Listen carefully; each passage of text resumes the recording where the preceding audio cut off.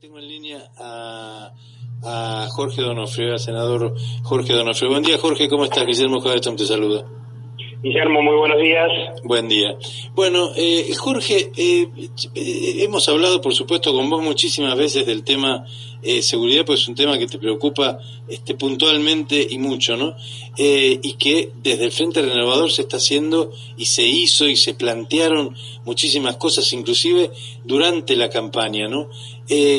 ¿Cómo ves y cómo interpretás como especie de esta especie de rebrote que ha habido de, por ejemplo, el tema de los secuestros, ¿no? Que por supuesto han ocurrido en otro momento. A mí en algún momento me recordó, en época creo que de Felipe Solá fue, que también hubo como una especie de, es terrible decirlo de esta forma, pero como que se pone de moda la cosa, y no son los medios lo que lo reproducen, sino que realmente son cosas que ocurren. ¿Cómo estás viendo la evolución de todo esto y qué solución podría haber como para que esto termine? Porque es uno de los problemas, me parece, que seguido a la inflación, o por lo menos de la mano de la inflación, son los que más le molestan o que más preocupan en este momento a la gente. Lo que sucede, Guillermo, es que primero no hay un rebrote, sino que es una escalada continua y constante del aumento del delito. Sí.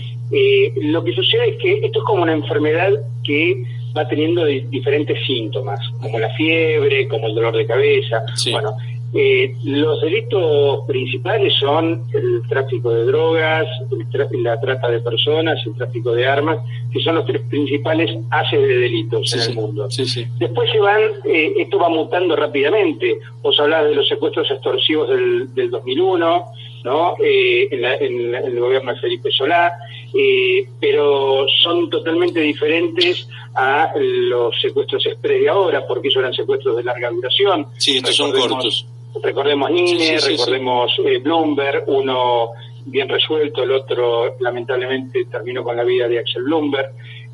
Estos son de horas, pero no dejan de ser de secuestros extorsivos. Uh-huh. Y esto es una cuestión que tampoco nos pusimos de acuerdo con, o por lo menos tenían una visión diferente de las autoridades de seguridad, que los tomaban como robos simples y no como secuestros extorsivos. Tuve que explicarle personalmente al jefe de policía que desde el momento que alguien es privado de su libertad, es secuestro. Y desde el momento que se le pide algo a cambio, no importa que se le pida un rescate a un tercero, se le pide que vaya a un cajero automático, que haga tal o cual cuestión, es un secuestro extorsivo. Claro. Esto en las estadísticas aparecen como robo automotor, aparece como robo calificado, con diferentes cuestiones. Uh-huh.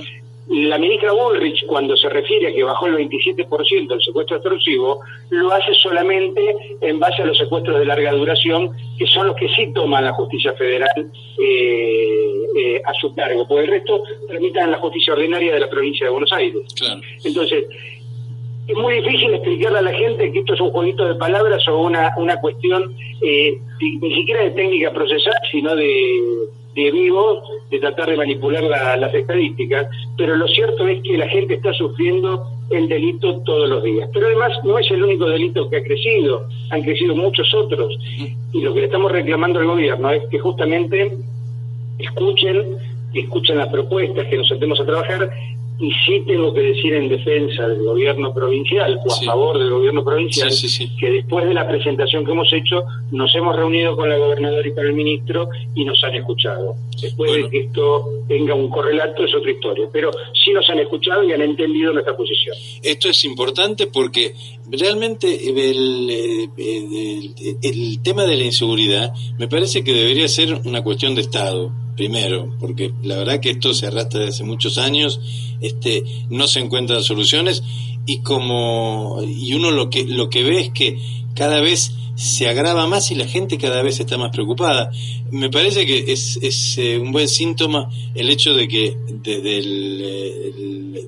el oficialismo en la provincia, la gobernadora, el ministro de Seguridad, se sienten y escuchen a todas las fuerzas políticas, porque todos seguramente tienen que aportar y tienen mucho para aportar, y sobre todo desde Frente Renovador, que la verdad es que se ha hecho hincapié muchísimo y Massa, mira, recuerdo cuando estuvo aquí en Pilar dando una charla que vino en plena campaña el año pasado, y fue claramente uno de los temas que abordó con más énfasis, ¿no? Y con el tema de la puerta giratoria, con el tema de la inimputabilidad de los menores, con el tema de los delitos de cumplimiento efectivo, en fin, hay datos que uno lo alarman, ¿no? Hay 20.000 y pico de condenados en la República Argentina, 25.000 prófugos que nadie busca, que no los la provincia de buscan. Buenos Aires. Eso es una cosa, es impresionante. Bueno, porque fíjate, por ejemplo, el servicio penitenciario tiene una división especial que es de recaptura de prófugos, que no está funcionando, porque no tienen presupuesto, porque han destinado personal a cuidar los muros, a tareas administrativas, en fin, el desaguisado de todo esto. Sí coincidimos con la gobernadora también, sí. Y con Ritondo, que lo que no hagamos este año va a ser muy difícil hacerlo el año que viene. ¿Por qué es un año electoral el próximo? Primero, primero porque ¿viste como ese dicho que hay una sola oportunidad de una primera buena impresión? Sí. Lo que no se hace de entrada después es muy difícil revertir la cosa. Revertirlo. Sí. Entonces, coincidimos en muchas, te puedo decir que coincidimos en el 99% del diagnóstico de lo que hay que corregir. Sí, obviamente le dimos nuestro punto de vista del cómo se aborda eso, porque todos coincidimos en que estamos mal. Le he explicado la cuestión puntualmente de las estadísticas, tanto a la gobernadora como al ministro, de cómo se estaban, no sé si manipulando por mala fe o porque la inercia los traía de esta manera, pero evidentemente nos llevaba a hacer un diagnóstico equivocado. Si el ministro parte de que los secuestros extorsivos bajaron, evidentemente su esfuerzo va a estar dirigido hacia otro lado. Sí, y los secuestros extorsivos siguen creciendo, porque además, en esto que te decía de la enfermedad y la fiebre, estas modalidades crecen cuando los delincuentes están seguros que la calle es de ellos. Claro. Pero además hay una cuestión que no lo sostengo yo, sino que es una cuestión que se desprende de ciencia criminalística y que viene de todas partes del mundo, que cuando aumentan este tipo de secuestros de efectivo rápido es porque previamente ha aumentado exponencialmente el tráfico de drogas. Lo que se busca es hacerse de efectivo rápido para entrar en el negocio del tráfico de drogas. Claro, que es lo que verdaderamente les deja un rédito importante. El secuestro extorsivo es la fiebre, el tráfico de drogas es la verdadera enfermedad, ¿no? Y esto es lo que tenemos que trabajar. Invertir mucho en investigaciones. Yo no sé si te conté a vos cuál es la tasa de esclarecimiento de homicidios en la provincia de Buenos Aires. Me lo dijiste en algún momento, pero me gustaría que lo repitieras, porque esto es interesante también que la gente lo sepa, porque es muy baja, ¿no? El crimen más conmocionante obviamente es el homicidio, porque es el único crimen que no tiene reparación alguna. Obviamente. Japón tiene una tasa de esclarecimiento del 97% de los homicidios. Sí. Estados Unidos y Europa están en el 75%. Después Latinoamérica oscila entre los mejores y los peores del 24 al 50%. La provincia de Buenos Aires está hoy en el 5% de esclarecimiento de homicidios. Es impresionante. ¿Qué significa esto? Que de cada 100 asesinatos, 95 homicidas quedan impunes. Esto súmale la reincidencia, y esto hace un traslado punto más, punto menos para el resto de los delitos. Con lo cual, analizado desde una visión comercial, el negocio es delinquir, porque si solamente tengo 5% de probabilidades que se esclarezca mi delito, tengo la posibilidad de hacer plata delinquiendo. Pero además, si me llegan a atrapar, es muy difícil que llegue a juicio, y si llego a juicio y me condenan, seguramente no voy a cumplir el total de la condena, con lo cual es altamente lucrativo el delito. Ahora, todo esto, Jorge, ¿te parece que se va a por lo menos a encarrilar o a encontrar una vía de solución con modificaciones en los códigos, en el Código Procesal Penal? Mira, primero, Guillermo, esto claramente tiene un común denominador en todos los niveles, que es la corrupción. Sí, sin La duda. corrupción en la policía, la corrupción en la justicia, la corrupción en la política, ¿no? Y esto tenemos que asumirlo, tenemos que saber de qué se trata. Sí. Ahora, la corrupción no solamente se arregla persiguiendo, echando o enjuiciando al corrupto, se arregla modificando el sistema para que no haya espacio para los corruptos, porque cada vez que echemos a uno va a haber 5 dispuestos a ocupar el lugar del que quedaron. Seguramente. Esto es un Entonces, cambio de mentalidad que tiene que por aparecer supuesto, acá, mire, sin duda. Si yo echo un comisario corrupto que libera zonas, que cobra coimas, que apunta a parte de la delincuencia para que trabaje otra más tranquila, lo he hecho. Si no modifico el sistema, va a haber seguro otro con la vocación de hacer lo mismo o más sofisticado que lo que hacía él delictivamente. Seguramente. Entonces, Y con esto me estás contestando casi la próxima pregunta que te iba a hacer, que era si, bueno, con estas últimas cambios que se han hecho en las fuerzas de la provincia, en la policía, aquí mismo en Pilar ha habido cambio de autoridades. Esto, si no cambia el sistema en sí, el sistema, la base del sistema, son cambios casi, te diría, con un nivel de efectividad muy bajo, ¿no? Por supuesto que sí, pero fíjate que la corrupción es estructural, Guillermo. Si el Poder Ejecutivo me manda a fin de año un presupuesto Sí. para todas las áreas de gobierno, en el cual yo empiezo a analizarlo desagregado, el presupuesto del Ministerio de Seguridad, y no le asigna fondos para el mantenimiento de comisarías. Los fondos que se asignan son absolutamente insuficientes para el combustible de los patrulleros. Si no tengo fondos asignados para tener hojas y tinta para la impresora de la comisaría, le estoy diciendo al comisario salga y consígala. Sí, entonces ya la bueno. corrupción es estructural, Sí, porque sí, el comisario no está para conseguir fondos, el comisario está para hacer su trabajo, dar prevención y llevar adelante el proceso de investigación. Todo esto que estás diciendo es, por supuesto, preocupante, sumamente preocupante, porque uno ve que se intentan modificar muchas cosas, pero a lo mejor no alcanza. Hay que ir desde hasta el hueso, como para a partir de esas modificaciones más profundas que se empiecen a notar por lo menos resultados que hagan en definitiva, porque todo esto, la inseguridad, la falta de confianza que tiene la gente en las fuerzas de seguridad, se traducen después, en definitiva, en una sensación de malestar, que no es una sensación, es realmente una calidad de vida que produce mucho malestar a la gente de distintos lugares, ¿no?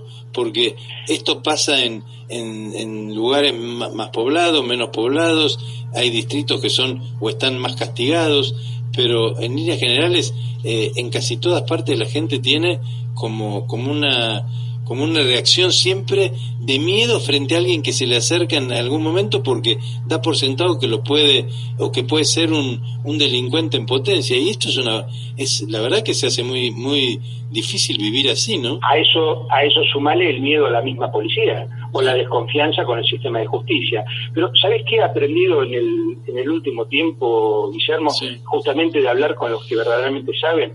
Hay un común denominador que he encontrado con Giuliani, con el general Naranjo de Colombia, con Heather McDonald, que es la directora del Manhattan Institute, Sí. con los carabineros chilenos, que es la visión global.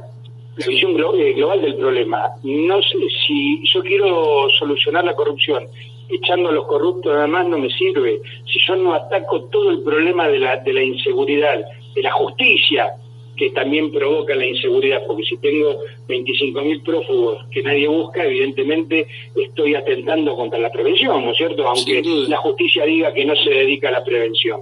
Entonces, la visión global es lo que está faltando y estamos reclamando. Es sentarnos a ver cómo estratégicamente atacamos todos los problemas a la vez y cómo damos respuesta en el corto, en el mediano y en el largo plazo. Plan, sistematización, profesionalización es lo que estamos reclamando. Bueno, lo importante es, me parece, como por lo menos como para quedarnos sobre el final de esta charla con un mensaje un poco más optimista, pero el hecho de que puedan y que hayan podido tener una reunión tanto con la gobernadora como con el secretario de Seguridad de la provincia de Buenos Aires, con el ministro Ritondo, y que los hayan escuchado y que hayan estado en un 90 y pico % de acuerdo, por lo menos en el diagnóstico. Da la sensación que esto es de alguna manera el puntapié inicial como para la construcción de ideas y de poder realmente modificar la cosa, como para que se empiece a, por lo menos a visualizar lentamente algún síntoma de mejoría, porque la verdad es que la gente está muy asustada y eso no es bueno, no es bueno para nada. ¿Sabes qué sucede, Guillermo? Cualquiera puede dar malas noticias, cualquiera puede hacer un diagnóstico pesimista de la situación. Todos podemos pararnos al lado de las víctimas y decir lo mal que estamos, y no estaría desacertado. Ahora, sin abandonar eso, porque jamás vamos a falsear la realidad. Sí, lo que estamos planteando, hasta algunos nos dicen con ingenuidad, ¿no? Porque algunos plantean, bueno, pero si les hacen caso y les va bien, va en contra de ustedes. Y yo le digo que no, que si a la gobernadora le va bien, si a Ritondo le va bien, va a haber menos gente que se muera. Y hay algo que se lo he dicho personalmente a la gobernadora, y me hago cargo yo también de la parte que nos toca. Sí. La gobernadora y todos los que hacemos política, ninguno tenemos derecho a equivocarnos en seguridad. No, porque es que nos equivocamos, hay gente que padece, hay gente que se muere. Entonces, esto es lo que tenemos que generar, políticas de Estado, y sacar esto adelante. Jorge Donofrio, presidente del bloque de senadores del Frente Renovador en la provincia de Buenos Aires, como siempre, muchísimas gracias, porque la verdad que estos son los temas, uno a veces se distrae porque la vorágine de la información de todos los días, la cosa que va sucediendo, hace que te distraigas, pero estos son temas que vienen sucediendo desde hace muchísimo y que parece mentira, pero no se le encuentra el rumbo. Hay que empezar, por eso te decía que es una noticia esperanzadora, en definitiva, que las dos fuerzas, quienes gobiernan, y una fuerza política muy importante, con una representación muy importante como son ustedes en la provincia de Buenos Aires, se pongan de acuerdo, o por lo menos tengan o encuentren puntos en común y haya un diálogo fluido, como para que todo esto empiece por lo menos a encarrilarse un poco más. Te agradecemos mucho. Te doy otra buena noticia para el cierre, Guillermo. Hoy seguramente se va a poder tratar sobre tablas el proyecto que presentamos sobre el peaje La Arena, para liberar del peaje a los vecinos de Pilar. La gente que tiene que pagar un montón para ir y venir, y viven acá cerquísima de Pilar. Hay que pagar para llevar a los chicos al colegio. Exactamente, es una locura. Se va a tratar hoy, así que va a ser un gran avance para poder trabar esto, hasta que obviamente lleguemos a la concreción del objetivo final, que es que se haga la colectora gratis para los vecinos. Perfecto, ojalá que esto sea, que salga y que los vecinos tengan esa buena noticia, que además es una buena noticia para el bolsillo, porque pero no tengas ninguna duda. Pero aparte es de justicia. Es de justicia, realmente es de justicia. Jorge, muchísimas gracias, un abrazo como siempre. Que tengan buen día.